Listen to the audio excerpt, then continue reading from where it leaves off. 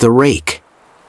The Rake is a creepypasta story about a creature that watches you while you sleep and kills you when you wake. Nobody really knows if the creature exists, whether it is an urban legend or a ghost story. During the summer of 2003, events in the northeastern United States involving a strange, human-like creature sparked brief local media interest before an apparent blackout was enacted. Little or no information was left intact, as most online and written accounts of the creature were mysteriously destroyed. Witnesses told stories of their disturbing encounters with a creature of unknown origin. Emotions ranged from extreme fright and discomfort to an almost childlike sense of playfulness and curiosity. While their published versions are no longer on record, the memories remained powerful. Several of the people involved began looking for answers. By 2006, nearly 24 documents had been collected, dating from the 12th century to the present day and spanning 4 continents. In all cases, the stories were almost identical. What follows are brief excerpts from the documents. A suicide note, 1964. As I prepare to take my life, I feel it necessary to assuage any guilt or pain I have introduced through this act. It is not the fault of anyone other than him. For once I awoke and felt his presence, and once I awoke and saw his form. Once again, I awoke and heard his voice and looked into his eyes. I cannot sleep without fear of what I might next awake to experience. I cannot ever wake. Goodbye. Found in the same wooden box were 2 empty envelopes addressed to William and Rose, and 1 loose personal letter with no envelope. Dearest Lenny, I have prayed for you. He spoke your name. A journal entry translated from Spanish, 1880. I have experienced the greatest terror. I have experienced the greatest terror. I have experienced the greatest terror. I see his eyes when I close mine. They are hollow. Black. They saw me and pierced me. His wet hand. I will not sleep. I hear his voice. A Mariner's Log, 1691. He came to me in my sleep. From the foot of my bed I felt a sensation. He took everything. We must return to England. We shall not return here again at the request of the Rake. A witness statement, 2006. 3 years ago, I had just returned from a trip to Niagara Falls with my family for the 4th of July. We were all very exhausted after a long day of driving, so my husband and I put the kids to bed and called it a night. At about 4 a.m., I woke up thinking my husband had gotten up to use the restroom. I used the moment to steal back the sheets, only to wake him in the process.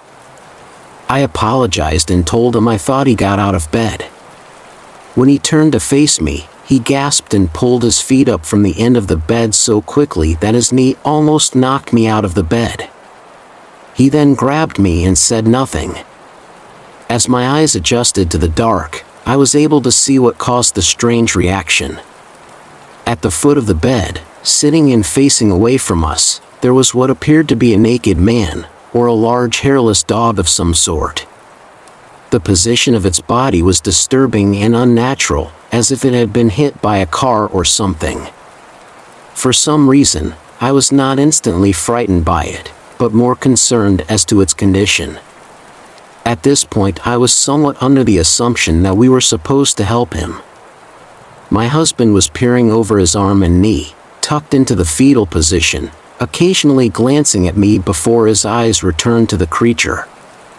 In a flurry of motion, the creature scrambled around the side of the bed, and then crawled quickly in a flailing sort of motion right along the bed until it was less than a foot from my husband's face. The creature was completely silent for about 30 seconds, just staring at my husband. The creature then placed its hand on his knee and ran into the hallway, leading to the kids' rooms. I screamed and ran for the light switch, planning to stop him before he hurt my children. When I got to the hallway, the light from the bedroom was enough to see it crouching and hunched over about 20 feet away. He turned around and looked directly at me, covered in blood. I flipped the switch on the wall and saw my daughter Clara. The creature ran down the stairs while my husband and I rushed to help our daughter. She was very badly injured and spoke only once more in her short life. "He is the Rake," she whispered. That night, while rushing our daughter to the hospital, my husband drove his car into a lake. He did not survive. Being a small town, news got around pretty quickly. The police were helpful at first, and the local newspaper took a lot of interest as well.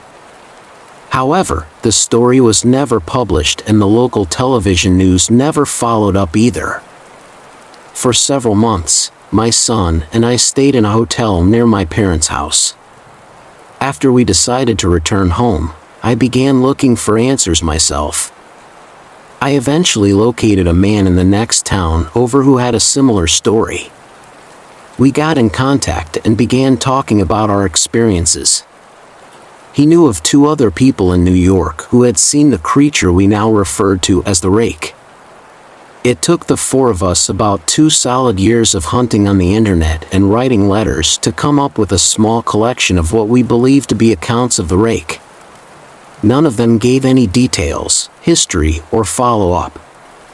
One journal had an entry involving the creature in its first 3 pages, and never mentioned it again. A ship's log explained nothing of the encounter, saying only that they were told to leave by the Rake. That was the last entry in the log.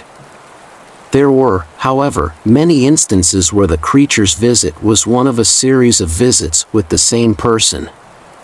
Multiple people also mentioned being spoken to, my daughter included. This led us to wonder if the Rake had visited any of us before our last encounter. Every night, for 2 weeks, I set up a digital recorder near my bed and left it running all night. Each morning, when I woke up, I would scan through the sounds of me tossing and turning in my bed. By the end of the 2nd week, I going through the recording when I thought I heard something different. What I found was a shrill voice. It was the Rake. I can't listen to it long enough to even begin to transcribe it. I haven't let anyone listen to it yet. All I know is that I've heard it before, and I now believe that it spoke when it was sitting in front of my husband. I don't remember hearing anything at the time, but for some reason, the voice on the recorder immediately brings me back to that moment. The thoughts that must have gone through my daughter's head make me very upset. I have not seen the Rake since he ruined my life, but I know that he has been in my room while I slept. I know in fear that one night I'll wake up to see him staring at me.